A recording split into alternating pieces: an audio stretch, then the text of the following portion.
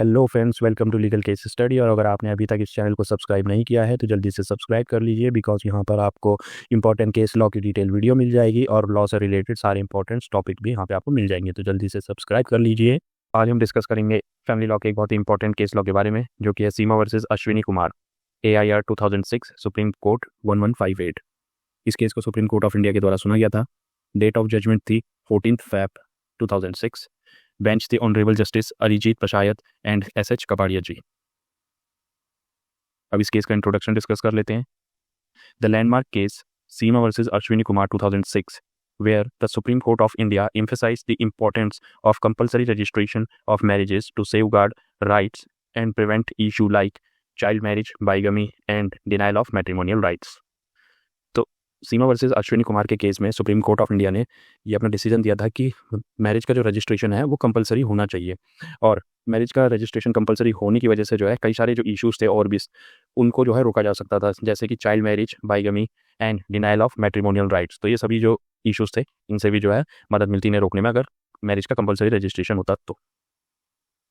The court directed all states and union territories to enact rules ensuring the registration of marriages. This case has been instrumental in addressing legal challenges related to matrimonial disputes. तो supreme court of India ने सारे states जो थे और union territories थी उन सभी को ये आदेश दिया कि वो सभी जो है अपने अपने स्टेट में रूल्स एंड रेगुलेशन बनाए इस चीज़ को इंश्योर करने के लिए कि जो जितनी भी मैरिजेस हों, चाहे वो किसी भी रिलीजन में हो, उनका जो रजिस्ट्रेशन है वो कंपलसरी होना चाहिए उस स्टेट के पास और उनका उसका पूरा रिकॉर्ड होना चाहिए, ताकि जो मैट्रिमोनियल डिस्प्यूट्स थे ट्रायल कोर्ट में, हाई कोर्ट में, उसमें जो है हेल्प मिल सके। अब हम इस केस के फैक्ट्स डिस्कस कर लेते हैं। The initial petition was submitted to the Haryana district court in 2005 due to the ongoing conflict and dispute between Ashwin and Seema. तो इस केस की शुरुआत जो है हरियाणा डिस्ट्रिक्ट कोर्ट से होती है 2005 में, जब सीमा और अश्विन दो मैरिड कपल होते हैं, इनके बीच में आपस में जो है डिस्प्यूट और कॉन्फ्लिक्ट होने लग जाते हैं। तो ये मामला जो है हरियाणा डिस्ट्रिक्ट कोर्ट में जाता है। The case was still pending in the court of the additional district judge in Delhi when an interim order was issued on April 15, 2005. अब ये केस जो है एडिशनल डिस्ट्रिक्ट जज जो होते हैं हरियाणा डिस्ट्रिक्ट कोर्ट के, उनकी उसमें उनके कोर्ट रूम में सुनाई मतलब चल ही रहा होता है और इसमें एक इंटरिम ऑर्डर भी पास हो गया होता है अप्रैल 15, 2005 में। तो इसी बीच जो है a transfer petition was submitted to the Supreme Court, with one of the primary and most significant issue being the validity of marriage between the petitioner Seema and the respondent Ashwini.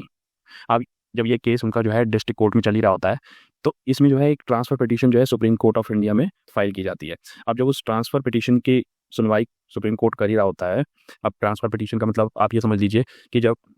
कोई भी दो parties के बीच में किसी भी district में या किसी भी स्टेट में जो है कोई केस चल रहा है, अगर उनमें से किसी को लगता है कि नहीं ये केस जो है दूसरे किसी डिस्ट्रिक्ट में या स्टेट में ट्रांसफर किया जाना चाहिए, ताकि दोनों को इक्वली जो है मतलब बराबर जो है एक तरीके से कन्वीनियंस मिल जाए कि भाई कहीं ज़्यादा ही दूर ना हो जाए, किसी एक के लिए इतना पॉसिबल ही ना हो कि वो जो है उतनी दूर से जो है वहाँ से आ रहा है। मान लीजिए कि जैसे कोई अगर किसी पर्सन पे जो है हरियाणा में, जैसे मान लीजिए केस है कि हरियाणा डिस्ट्रिक्ट कोर्ट में किसी पे ये केस जो है फाइल किया गया, ठीक है, पेटिशनर के द्वारा। अब जो रिस्पोंडेंट है वो जो रहता है बेंगलोर में और या फिर कहीं केरला में, और वो वहाँ से जो है इस केस की सुनवाई के लिए हर बारी हर डेट पे जो है यहाँ पे आए, तो इसी चीज़ को जो है इजी करने के लिए ट्रांसफर पिटीशन जो है सुप्रीम कोर्ट में डाली जाती है कि इस केस को जो है किसी ऐसे स्टेट में या फिर किसी ऐसी कोर्ट में दे दिया जाए जिससे कि दोनों को कन्वीनियंस रहे।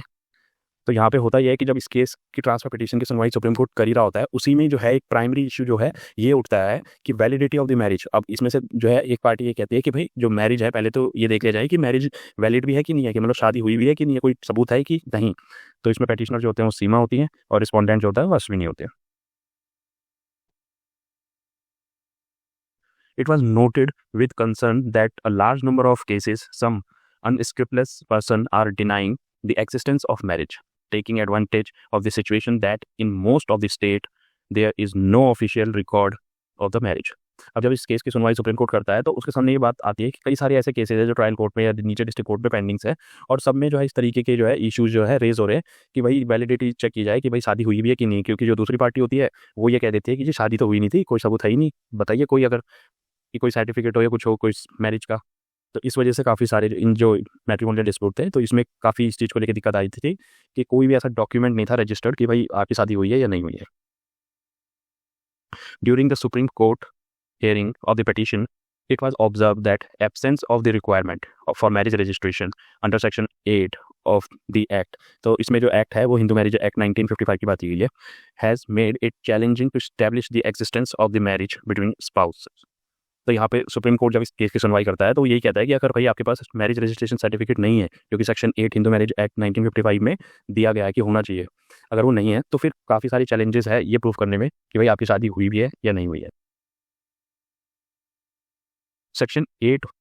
subsection 1 grants state government the authority to establish laws regulating the registration of marriages resulting in varying marriage law across the different state। अब यहाँ पे जो हिंदू मैरिज एक्ट 1955 है उसका सेक्शन 8 का सेक्शन 1 जो है वो स्टेट गवर्नमेंट्स को जो है ये अथॉरिटी देता है कि वो अपने स्टेट में कोई भी लॉ स्टैब्लिश करे या फिर उसको रेगुलेट करें, कोई भी ऐसा रूल रेगुलेशन बनाए जिससे कि मैरिज रजिस्ट्रेशन सर्टिफिकेट जो है वो सबके लिए कंपलसरी हो जाए। और ये हर स्टेट में जो है अलग अलग इनका क्राइटेरिया, फीस, जो भी उनकी एलिजिबिलिटी रिक्वायरमेंट है वो हो सकती है अलग अलग, क्योंकि हर स्टेट को इस तरीके से जो है राइट्स है कि वो अपने अपने स्टेट में अलग अलग तरीके से कानून बना सके। Under section 8 subsection 2, if a state deems marriage registration mandatory, non compliance would result in a fine. अब यहाँ पे सेक्शन 8 का सबसेक्शन 2 जो है वो ये भी कहता है कि अगर मैरिज रजिस्ट्रेशन मैंडेटरी है और अगर आप नहीं करवाते हैं, नॉन कंप्लायंस होता है, तो फाइन भी जो है स्टेट गवर्नमेंट आपके ऊपर लगा सकती है। The learned Solicitor General and Mr. Ranjit Kumar, a distinguished senior counsel, were invited to serve as a amicus curiae to assist the court in formulating guidelines for marriage registration। अब यहाँ पे जब इस केस की सुनवाई supreme court कर ही रहा होता है तो वो सॉलिसिटर जनरल ऑफ इंडिया जो होते हैं उस टाइम के, उनको और मिस्टर रंजीत कुमार जो कि सीनियर काउंसिल होते हैं, उनको एमिकस क्यूरे बनने के लिए जो है कोर्ट जो है इनवाइट करता है और कहता है कि आप जो है इस केस में जो है हेल्प कीजिए ताकि हम इसमें जो है गाइडलाइंस जारी कर सकें। एमिकस क्यूरे का मतलब होता है फ्रेंड ऑफ अ कोर्ट। कई सारे जो विद्वान जो वकील होते हैं तो सुप्रीम कोर्ट या हाई कोर्ट जो है क्या करता है कि जब भी किसी केस की सुनवाई करता है और उसे लगता है कि जो वकील हैं, जो सीनियर काउंसिल हैं, वो जो है इस फील्ड में जो है काफ़ी ज़्यादा नॉलेज रखते हैं, तो वो उनको जो है एमिकस क्यूरे यानी कि हेल्प करने के लिए कह देता है, फ्रेंड ऑफ अ कोर्ट बनने के लिए कह देता है, ताकि वो भी अपने सजेशन दे सकें, ताकि जो भी गाइडलाइंस बने वो उनके ऑब्जर्वेशन में बने कि भाई वो भी देखें कि इसमें ये चीज़ें होनी चाहिए, क्योंकि उनको उस फील्ड में काफ़ी नॉलेज होती है। Notices were issued to multiple states and union territories, all of which uniformly expressed the view that marriage registration is strongly recommended। तो यहाँ पे जो है नोटिस जो है सारे स्टेट्स और यूनियन टेरिटरी को भेज दिया जाता है सुप्रीम कोर्ट ऑफ इंडिया के द्वारा इस केस की सुनवाई के दौरान, यही बात पूछने के लिए कि मैरिज रजिस्ट्रेशन जो है वो होना चाहिए। अब इसमें हम जो है केस के इश्यूज डिस्कस कर लेते हैं। Whether the registration of marriage should be a mandatory और नॉट। तो सबसे पहले सुप्रीम कोर्ट जो है इस केस की सुनवाई में यही चीज़ देखता है कि जो मैरिज रजिस्ट्रेशन है वो जो है मैंडेटरी होना चाहिए या नहीं होना चाहिए। तो सबसे पहला सवाल तो यही होता है। दूसरा सवाल जो सुप्रीम कोर्ट ऑफ इंडिया के सामने आता है वो ये है, whether the registration of marriage is a subject under the state list in the constitution of India. तो अब यहाँ पे बात ये भी उठती है कि स्टेट गवर्नमेंट ही जो है इसके रूल बनाए, क्योंकि ये उन्हीं का ही जो है अधिकार क्षेत्र है कॉन्स्टिट्यूशन ऑफ इंडिया के दौरान। तो ये भी बात उठती है कि क्या ये सब्जेक्ट मैटर स्टेट का है भी या नहीं। अब हम इस केस का जजमेंट डिस्कस कर लेते हैं। In the constitution of India 1950 list 2 the concurrent list of the 7th schedule provides in entry 5 and 30। तो यहाँ पे जो कॉन्स्टिट्यूशन ऑफ इंडिया है 1950 का, उसमें 7th शेड्यूल जो है उस 7th शेड्यूल में लिस्ट 3 है जो कि कॉन्करेंट लिस्ट है, मतलब कि स्टेट और सेंटर दोनों में से कोई भी जो है इसमें जो है अपना जो है ये बना सकता है, रूल्स बना सकता है। तो उसमें साफ साफ प्रोवाइडेड है एंट्री 5 और 30 कि जो है स्टेट गवर्नमेंट के पास भी अधिकार है कि वो जो है इससे जुड़े हुए नियम जो है बना सकते हैं।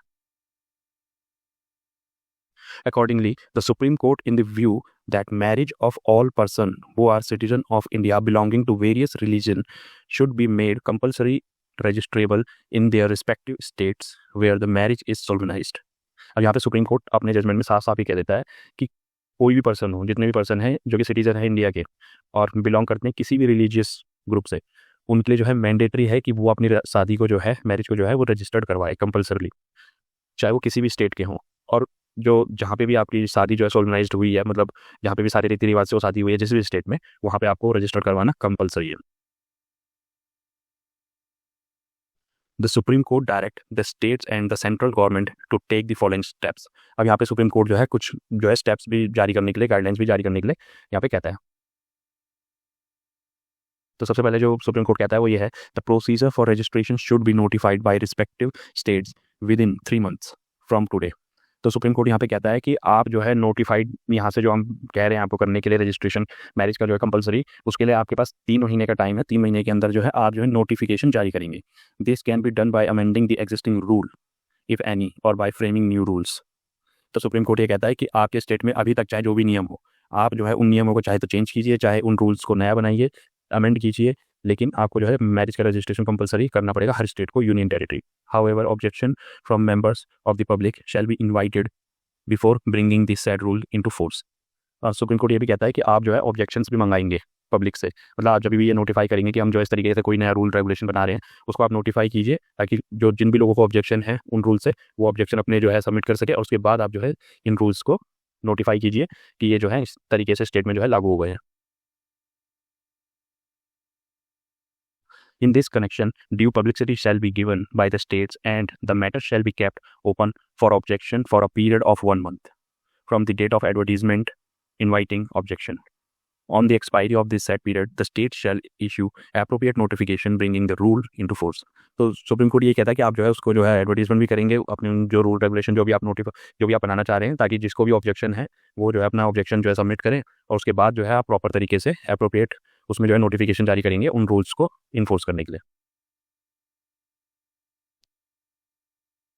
The officer appointed